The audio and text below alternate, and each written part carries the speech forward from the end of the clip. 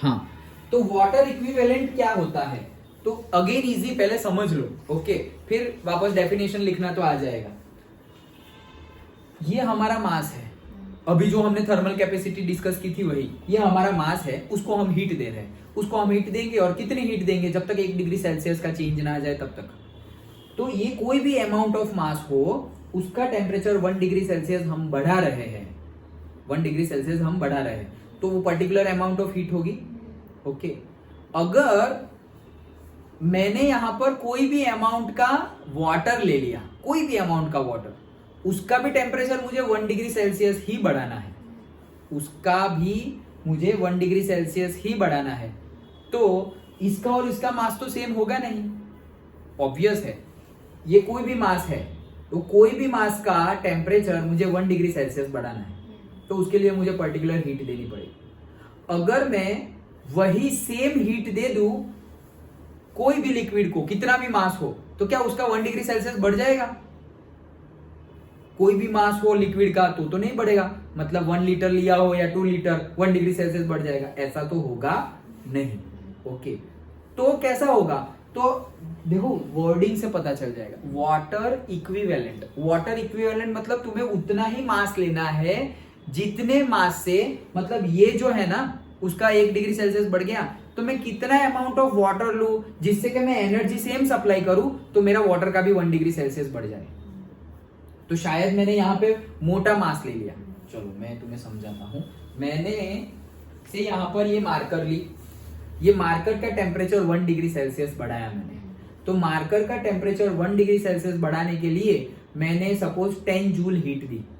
कितनी हीट दी? 10 joule. Done, खत्म। तो ये 10 जूल क्या थी? मेरी थर्मल कैपेसिटी। क्यों? मैंने को थोड़ी बोला कि ये मार्कर मेरी 1 ग्राम की है या 1 मोल की है, ऐसा तो मैंने कुछ बोला नहीं। ओके, रैंडम ही है कि 1 डिग्री सेल्सियस बढ़ाना है, तो जो भी हीट देनी पड़ी वो क्या है? मेरी थर्मल कैपेसिटी। तो ये मार्कर की थर्मल कैपेसिटी मिल गई मुझे। 1 डिग्री सेल्सियस टेम्परेचर बढ़ाने के लिए मुझे कितनी हीट देनी पड़ेगी? वही है थर्मल कैपेसिटी। ओके, तो 1 डिग्री सेल्सियस मार्कर का टेम्परेचर बढ़ गया और वो मुझे मिल गया कितना? 10 जूल। अब अगर मैं ये मार्कर की जगह ये ले रहा हूं, कैलकुलेटर, अभी कैलकुलेटर को भी मैं यहां पे 10 जूल दी थी 1 डिग्री सेल्सियस बढ़ाने के लिए। अब मैं तुम्हें क्वेश्चन पूछ रहा हूं, इसको मैं 10 जूल हीट दे रहा हूं, क्या इसकी भी 1 डिग्री सेल्सियस टेम्परेचर बढ़ जाएगा? क्या होगा? गेस तो करो। मोस्ट केस में नहीं होगा, इन केस, रेयर केस में हो जाएगा। मतलब हो भी सकता है, नहीं भी हो सकता, लेकिन मोस्ट प्रोबेबल केस में नहीं होगा। एकदम रेयर टू रेयर केस में हो जाएगा। कब रेयर टू रेयर केस में हो जाएगा? जब ये पेन का मास और इसका मास सेम होगा तो हो जाएगा। हमें देखने से ही पता चल रहा है सेम है नहीं।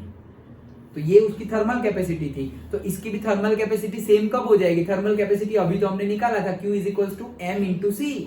तो जब दोनों का C तो सेम आ गया तब तो तुमने हीट सेम दे दी, लेकिन दोनों का M भी तो सेम होना चाहिए। अंडरस्टूड? ओके, तो कहने का मीनिंग क्या है? अब तो समझ गए दोनों का सेम होगा नहीं। वैसे ही अब मैं बोल रहा हूं कि इसका टेम्परेचर 1 डिग्री सेल्सियस के लिए तुमने 10 जूल हीट दी। अब मैंने 1 लीटर ऑफ वाटर ले लिया, तुम्हारा एक बॉटल ले लिया जिसमें 1 लीटर वाटर है। ओके, उसको भी मैंने उतनी ही 10 जूल हीट दी, तो उसका टेम्परेचर मान लो 1 डिग्री सेल्सियस नहीं 3 डिग्री सेल्सियस बढ़ गया। नहीं, एग्जैक्ट 1 ही बढ़ना चाहिए। तो मैं क्या करूंगा, वो 1 लीटर की जगह 2 लीटर कर दिया और फिर वापस 10 जूल हीट दे रहा हूं। समझना ध्यान से, पहले क्या हुआ, ये मैंने 10 जूल हीट इसको दी तो इसका टेम्परेचर 1 डिग्री सेल्सियस बढ़ गया। अच्छा, अब मैं वाटर ले रहा हूं। वाटर कितना लिया मैंने? 1 लीटर। 1 लीटर वाटर लिया और इसको सेम 10 जूल हीट दी तो उसका टेम्परेचर 1 डिग्री सेल्सियस नहीं 3 डिग्री सेल्सियस बढ़ गया। अच्छा, मैंने बोला नहीं 3 नहीं बढ़ना चाहिए, एग्जैक्ट ही बढ़ना चाहिए 1 डिग्री। तो मैं अब क्या करूंगा, ये 1 लीटर की जगह मैंने इसको बढ़ा दिया, 2 लीटर कर दिया।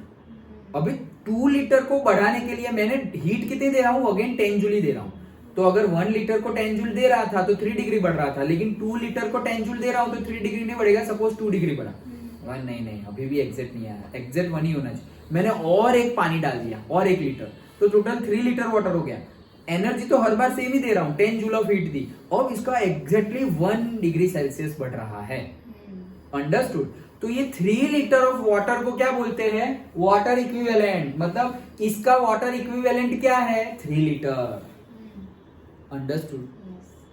अभी ये मैं बढ़ा रहा था, वो कम भी करना पड़े, वो कम भी करना पड़े। जैसे कि ये मार्कर है, 10 जूल ऑफ हीट दी तो उसका 1 डिग्री सेल्सियस बढ़ गया।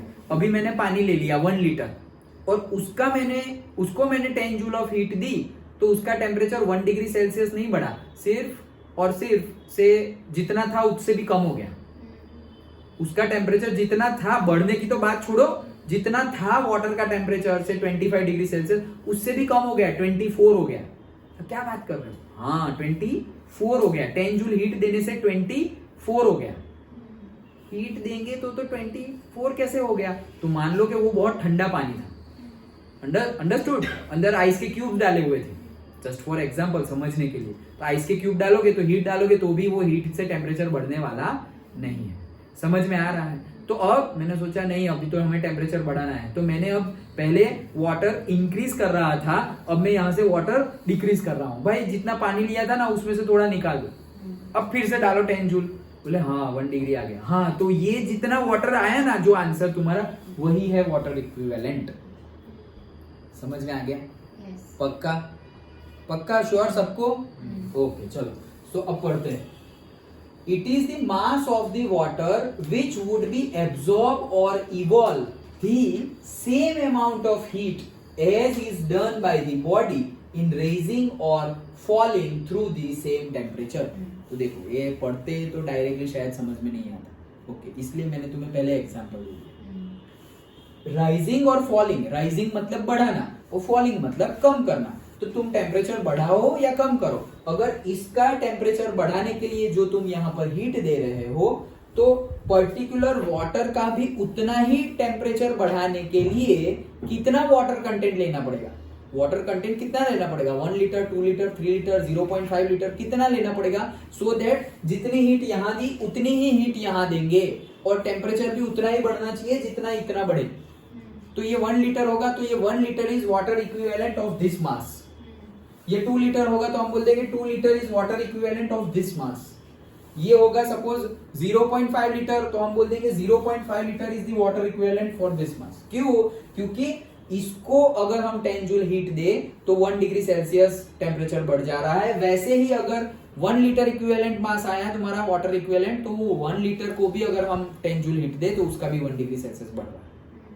समझ में आ गया? पक्का? डाउट हो तो पूछो, फिर से समझाता, फिर से समझाऊं या सब समझ गए?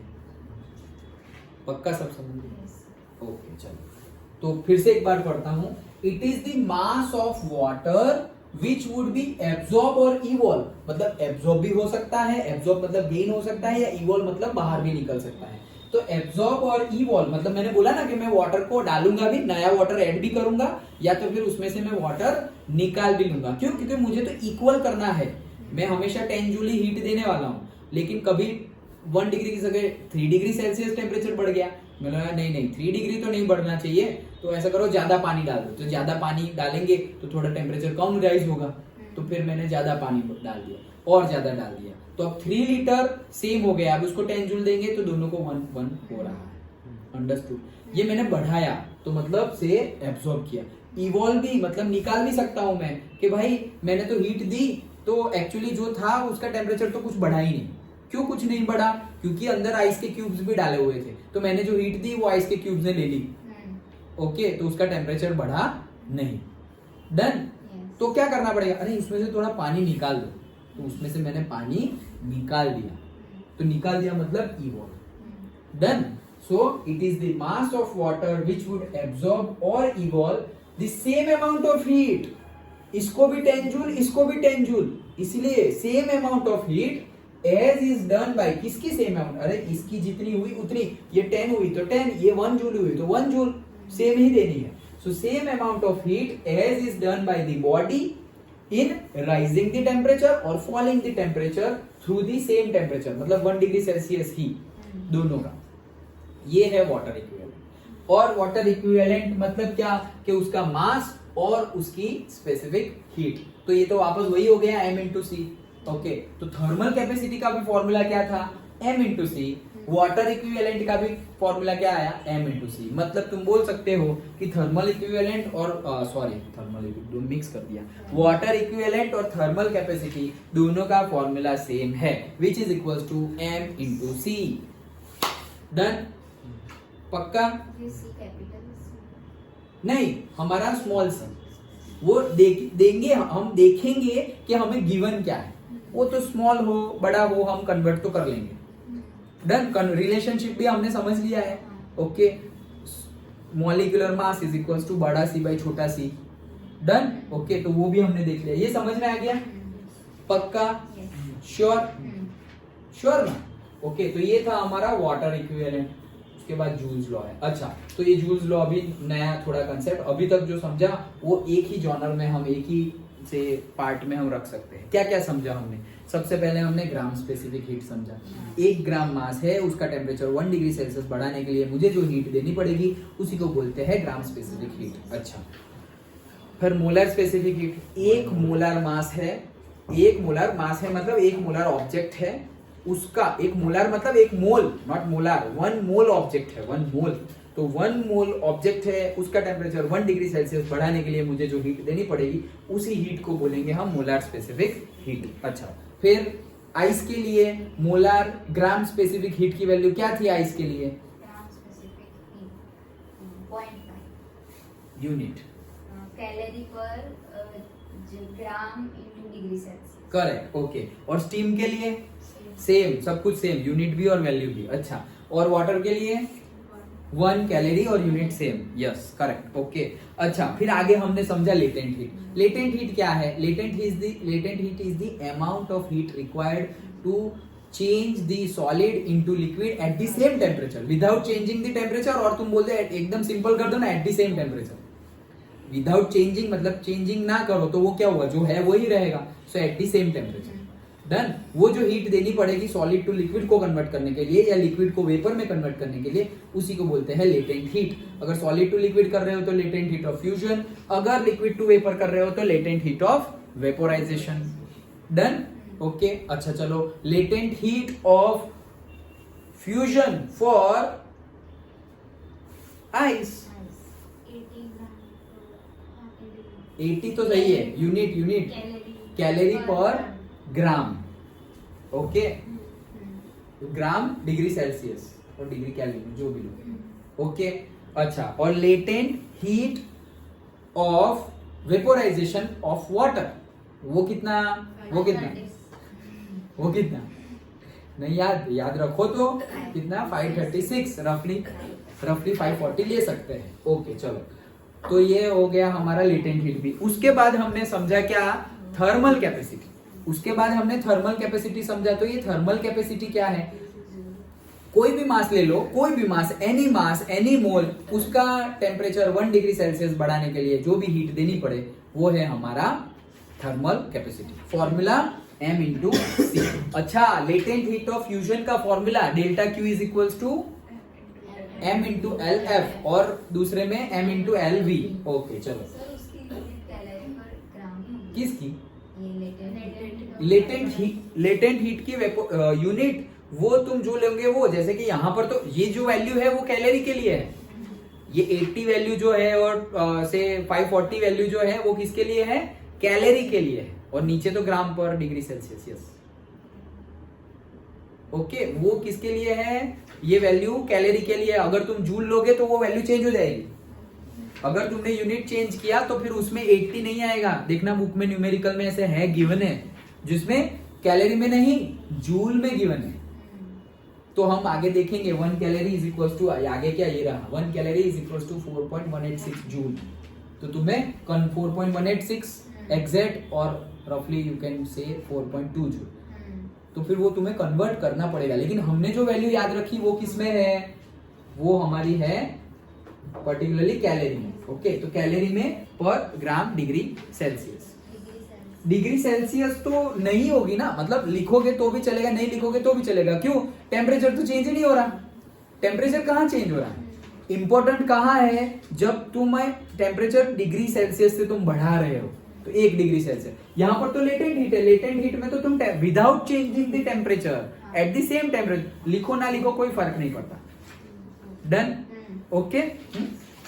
हाँ चलो, सो हमने लास्ट में समझा वाटर, हाँ तो थर्मल कैपेसिटी भी समझ ली हमने, और फिर हमने समझा वाटर इक्विवेलेंट, वो भी समझ लिया। सेम टेम्परेचर रखना है, same amount of mass of water absorb या इवॉल्व हो, ओके, वही है हमारा क्या, वाटर इक्विवेलेंट। Done, okay. उसका भी फॉर्मूला सेम है m इंटू सी, जैसे थर्मल कैपेसिटी का था। And now we have to discuss the next, that is Joule's law.